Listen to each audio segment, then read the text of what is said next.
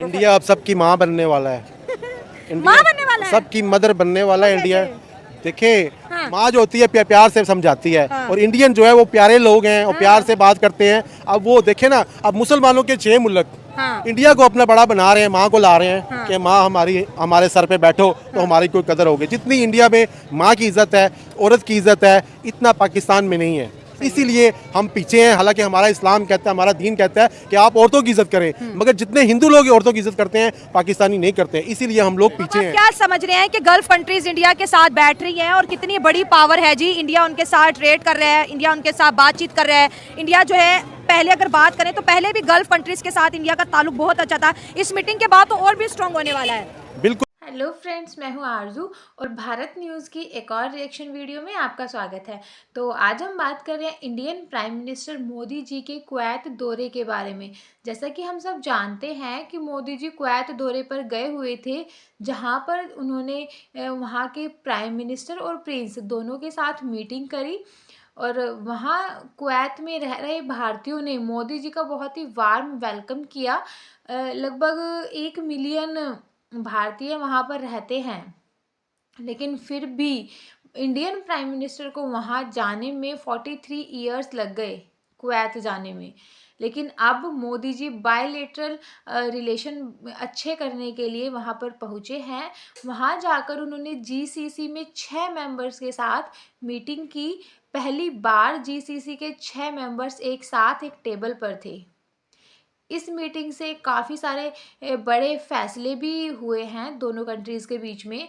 इस मीटिंग से bilateral relation अच्छे होंगे और जैसे कि दोनों कंट्रीज़ के बीच जो स्पोर्ट्स रिलेशन है वो बेहतर होंगे। दूसरा डिफेंस रिलेशन, डिफेंस कॉन्टैक्ट्स है जो वो अच्छे होंगे, जिसके चलते वॉर प्रैक्टिसेस और वेपन्स की जो डील है वो पॉसिबल हो पाएगी दोनों कंट्रीज़ के बीच में। तीसरा हेल्थ सेक्टर, जिसमें कि फार्मास्यूटिकल इंपोर्ट एक्सपोर्ट होता है और मेडिकल एक्सपेरिमेंट्स होते हैं, उससे उनमें हेल्प मिल पाएगी। और फोर्थ है कल्चरल जो रिलेशन हैं दोनों कंट्रीज़ के बीच में वो बेटर होंगे, क्योंकि दोनों कंट्रीज़ एक दूसरे के साथ अपने कल्चर को शेयर करेंगे। इससे नए कॉन्टेक्ट्स के रास्ते भी खुलेंगे। तो चलिए देखते हैं कि पाकिस्तान की जो आम जनता है वो इसके बारे में क्या कहती है, उनका क्या रिएक्शन है। उनकी ट्रेड डबल होने वाली है, ठीक है। अब हमारे अगर पाकिस्तान के लोग किसी मुल्क में होंगे तो हम उससे अगर ताल्लुकात ख़राब करते हैं तो सारा हमारे पाकिस्तानियों पे असर पड़ेगा ना। अब इंडियन जो हैं इन 6 मुल्कों में हैं, उनके काम कर रहे हैं, उनका म्यार अच्छा है, कारोबार अच्छा है उनके, बल्कि इंडिया के इन्वेस्टर भी उन मुल्कों में अपना पैसा भी लगाया हुआ है। तो अब इसी वजह से उसको उन्होंने बैठाया सर पे। मुझे तो लगता है अब फ़लस्तीन का भी ये माँ बन के उसका काम हल करेगी मसला। इंडिया हल करेगा, क्योंकि मुसलमानों में तो इतफाक ही नहीं है। मुसलमान तो बैठते नहीं है, 2 मुल्क बैठते हैं, 4 निकल जाते हैं, ठीक है। अगर मुसलमानों में इत्तेफाक होता तो आज ये मसले होते ही ना। आज ये इंडिया उनकी माँ ना बनता, पाकिस्तान उनकी माँ बनता। पाकिस्तान क्योंकि सुपर पावर है, पाकिस्तान के पास एटम बम है, इसलिए सारे मुस्लिम कंट्री पाकिस्तान की इज्जत करते हैं। लेकिन अब तो लग नहीं रहा, अब तो हमें कोई पूछ ही नहीं रहा, सब इंडिया की। अब देखें, अबू धाबी के जो है प्रिंस वो भी आए हुए हैं इंडिया, और इधर से डॉक्टर एस जयशंकर जो है इस्लामिक कंट्रीज में मौजूद है। दोनों की आपस में बड़ी दोस्ती हो गई है सर। तो इसीलिए पाकिस्तानियों का पता चल गया दुनिया को कि इनके पास एटम बम शायद अब नहीं है। जो अभी हालात बन गए, जिस तरह ये मांग रहे हैं, इन्होंने एटम बम भी उनको दे दिया है। इनके पास कुछ नहीं है। अच्छा। ये सिर्फ बस खाली खोल लेके बैठे हुए हैं। हाँ। इनके पास एटम बम वगैरह कुछ भी नहीं एटम है। बम तो है, ये तो सारे 25 करोड़ पाकिस्तानियों को पता है। होता तो ये दिखाते, किसी पे चलाते, किसी को धमकाते। हाँ। ये तो हर किसी से डरते हैं। अच्छा। चलो इतने अगर एटम बम हमारे पास है तो थोड़े से उसमें से बेच के कर्जा उतार दो या उनको बिल्कुल खत्म कर दो, उनको किसी को दे दो। भाई एटम बम को हमने चाटना है, जब हम वैसे ही मर रहे हैं, वबाओं से मर रहे हैं, बीमारियों से मर रहे हैं, भूख से मर रहे हैं, हमने अब एटम बम का क्या करना है। जिस दिन का हमने एटम बम भी के धमाके किए हैं उस दिन से पाकिस्तान पीछे होता रहा है। हालांकि एटम बम हमारे पास आज का नहीं है, सन 85 का बना हुआ है। अच्छा, हर कंट्री की एक फॉरेन पॉलिसी होती ठीक हो गया है, सर। उस फॉरेन पॉलिसी के मुताबिक इन्होंने चलना होता है। इसमें नो डाउट हमारा इंडिया के साथ जैसा भी जो रिलेशन है, अच्छा है या बुरा है, लेकिन वो एक बहुत बड़ी इकोनॉमी है इस वक्त। अप्रोक्सीमेटली $600 बिलियन की वो इस वक्त इकोनॉमी जो वर्ल्ड के अंदर जो है उभरी है। उन्होंने वाकई में अपनी जो है मैन्युफैक्चरिंग और इन चीज़ों से हट के, हत्या कि पाकिस्तान से तो वो बहुत ज़्यादा बड़ा कंट्री है, ठीक है। हमारा तो उनका कहते हैं कि एक सूबा ही हमारे कंट्री के बराबर है। उत्तर प्रदेश। फिर भी वहाँ पे उन्होंने डेमोक्रेसी को वहाँ पे बहुत ज़्यादा प्रमोट किया, ठीक है। उसके अलावा जो आप बात कर रहे हैं, इसमें अब मैं थोड़ा सा ऐड करता हूँ। मैं एक रिपोर्ट पढ़ रहा था। देखें, गल्फ़ कंट्री के साथ ज़्यादातर लोग सिर्फ पेट्रोल की वजह से ही उनके साथ चाहती है ना जी हमारा उनके साथ अच्छा रिलेशन हाँ, हो। उनके पास पेट्रोल के अलावा और कुछ भी जी, नहीं मैं है। हाँ। एक अभी रिपोर्ट पढ़ रहा था कि नेक्स्ट 8 to 10 ईयर्स हाँ।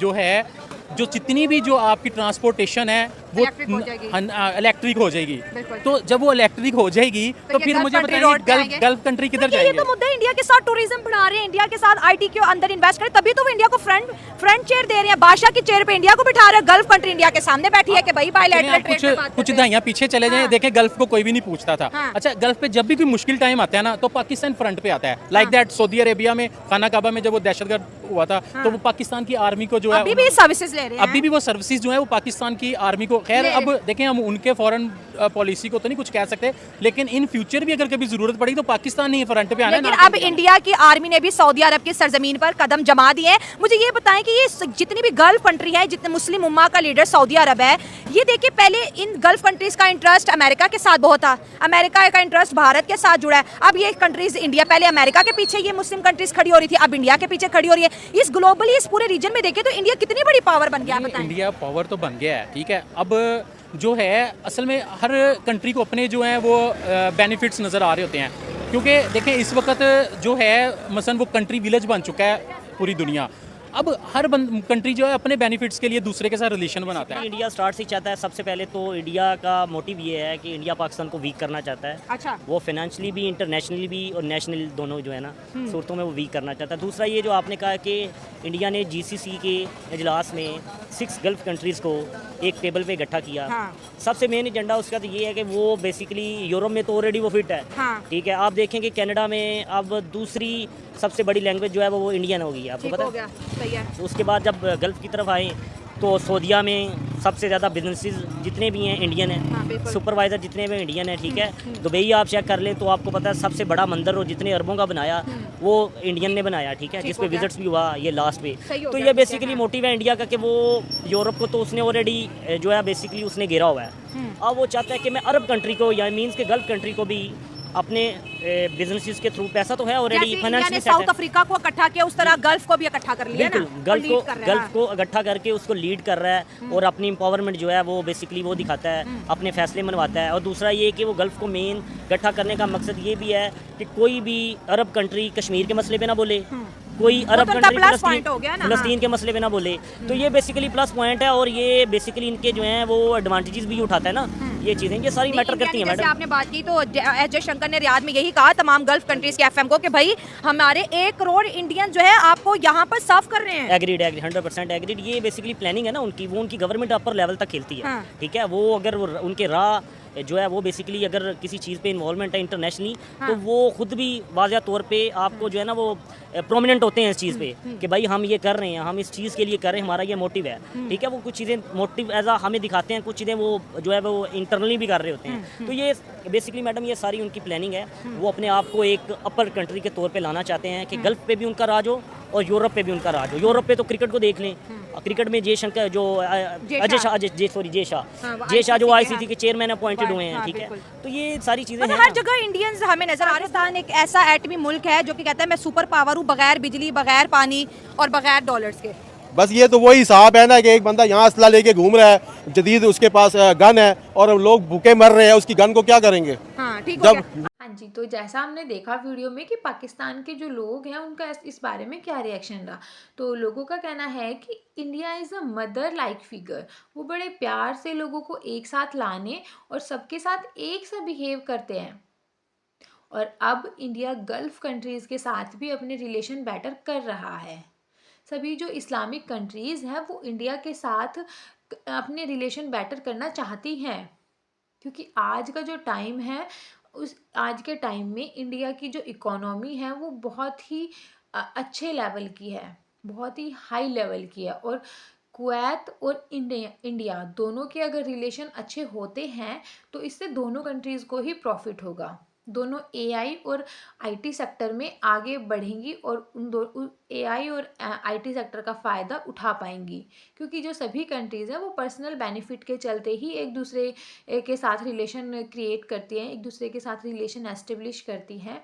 कुवैत भी अपनी फॉरेन पॉलिसीज़ के चलते इंडिया के साथ अपने रिलेशन बेटर कर रहा है। जैसे कि मोदी जी ने साउथ अफ्रीका के साथ अपने रिलेशन अच्छे बनाए और उनको इकट्ठा किया और यूरोप के साथ उन्होंने अपने रिलेशन एस्टेब्लिश करे।